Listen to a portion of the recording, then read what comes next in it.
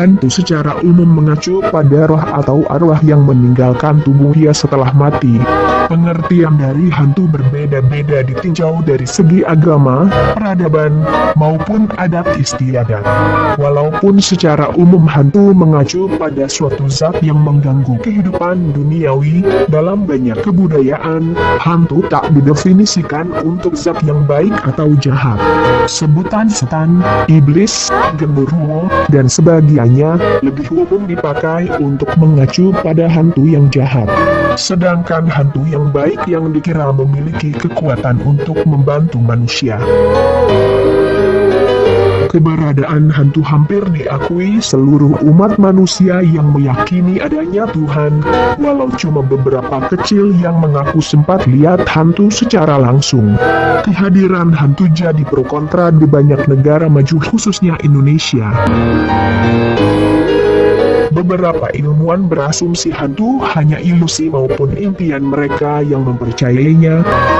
Secara ilmiah ada zat yang terdapat dalam hantu. Nah, berikut ini 11 jenis hantu paling ditakuti di Indonesia. 1. Pocong. Penggambaran pocong sangat beragam. Disebutkan, pocong mempunyai muka berwarna hijau dengan mata yang kosong.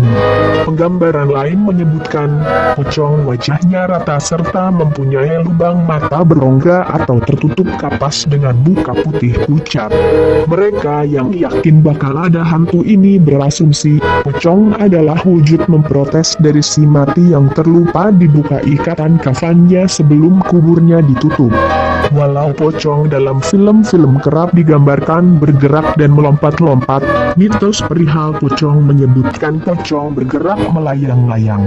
Hal semacam ini dapat dimaklumi, karena di film-film pemeran pocong tak dapat menggerakkan kakinya hingga berjalannya mesti melompat-lompat. Keyakinan bakal ada hantu pocong hanya berkembang di Indonesia, terlebih di Jawa serta Sumatera. 2. Kuntilanak. Sosok kuntilanak digambarkan dalam wujud wanita cantik.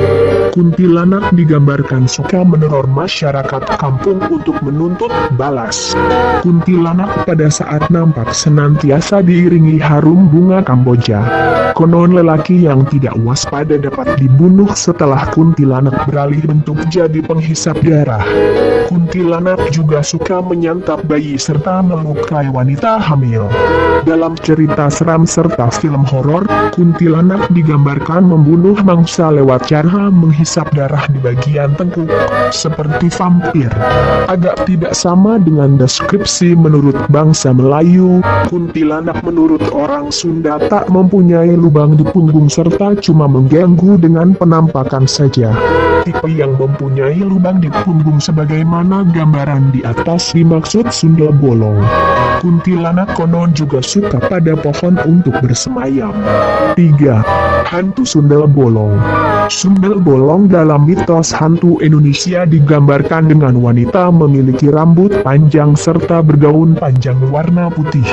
Digambarkan juga ada bentukan bolong di bagian punggung yang sedikit tertutup rambut panjangnya hingga organ tubuh bagian perut tampak. Dimitoskan hantu sundel bolong mati lantaran diperkosa serta melahirkan anaknya dari dalam pendam. Umumnya sundel bolong juga dikisahkan suka mengambil bayi-bayi yang baru dilahirkan. 4. Palasik. Palasik menurut cerita, legenda atau keyakinan orang Minangkabau yaitu sejenis makhluk gaib.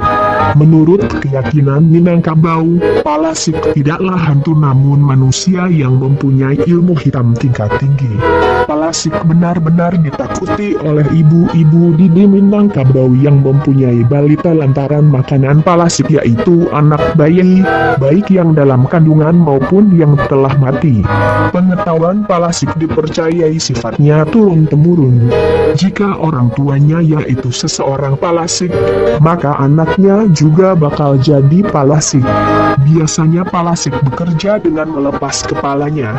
Ada yang tubuhnya yang jalan mencari makan serta ada juga yang kepalanya yang melayang-layang mencari mangsa. 5. Hantu randa. Rangga yaitu ratu dari beberapa leak dalam mitologi Bali. Makhluk yang menakutkan ini dikisahkan kerap menculik anak kecil dan memimpin pasukan nenek sihir jahat melawan Barong yang disebut lambang kemampuan. Dikisahkan bahwasanya besar kemungkinan Rangga datang dari Ratu Manandradatta yang hidup di Pulau Jawa.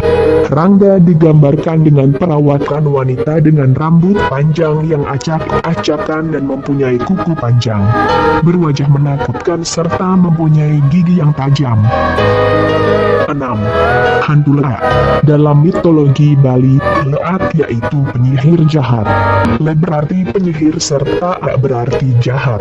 Leak hanya dapat dilihat pada malam hari oleh beberapa dukun pemburu leak.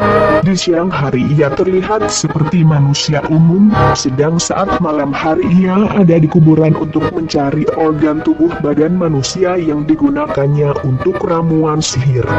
Ramuan sihir itu bisa merubah wujud Leak jadi seekor harimau, kera, babi atau jadi seperti Rangga. Apabila butuh ia dapat juga mengambil organ dari orang hidup. 7. Hantu Kuyang. Kuyang adalah siluman berwujud kepala manusia dengan isi badan yang melekat, tiada kulit serta anggota tubuh yang bisa terbang untuk mencari darah bayi. Makhluk ini dikenal penduduk di Kalimantan. Kuyang sesungguhnya manusia yang menuntut ajaran pengetahuan ilmu hitam untuk meraih kehidupan kekal. Pada siang hari, seseorang Kuyang akan menikmati hidup sehari-hari sebagaimana orang pada umumnya, akan tetapi umumnya ia kenakan pakaian jubah. 8. Hantu Genderuwo. Genderuwo adalah sejenis bangsa jin atau makhluk halus yang berwujud manusia mirip kera yang bertubuh besar serta kekar dengan warna kulit hitam kemerahan, badannya ditutupi rambut lebat yang tumbuh di sekujur badan. Genderuwo terlebih dikenal dalam penduduk di Pulau Jawa, orang Sunda menyebutnya Gandaruwo.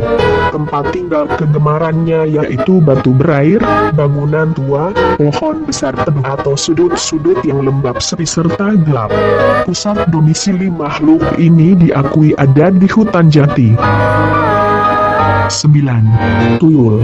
Tuyul dalam mitologi Nusantara, terlebih di Pulau Jawa, yaitu makhluk halus berwujud anak kecil atau orang kerdil dengan kepala gundul.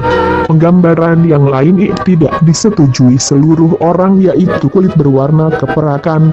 Tuyul bisa dipekerjakan oleh seseorang majikan manusia. 10. Wewe Gombel. Wewe Gombel yang berarti roh jahat atau hantu yang suka mengambil anak-anak, namun tak mencelakainya. Konon anak yang dicuri umumnya anak-anak yang ditelantarkan serta diabaikan oleh orang tuanya.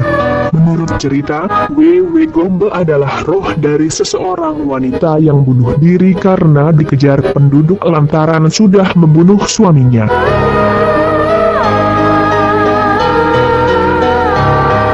11. Parakang. Parakang merupakan seorang manusia yang bisa berubah-ubah menjadi hewan, tumbuhan, benda atau apa saja. Hantu ini dipercayai oleh orang di Sulawesi. Konon orang yang menjadi parakang adalah mereka yang belajar ilmu hitam, tapi tidak selesai mempelajarinya atau gagal. Namun wujud parakang ini terbilang cukup aneh. Hasil jelmaannya berbeda dengan wujud asli yang ia tiru. Misalnya, jika berubah menjadi anjing, maka ia tidak mempunyai ekor atau kaki di bagian belakang lebih tinggi.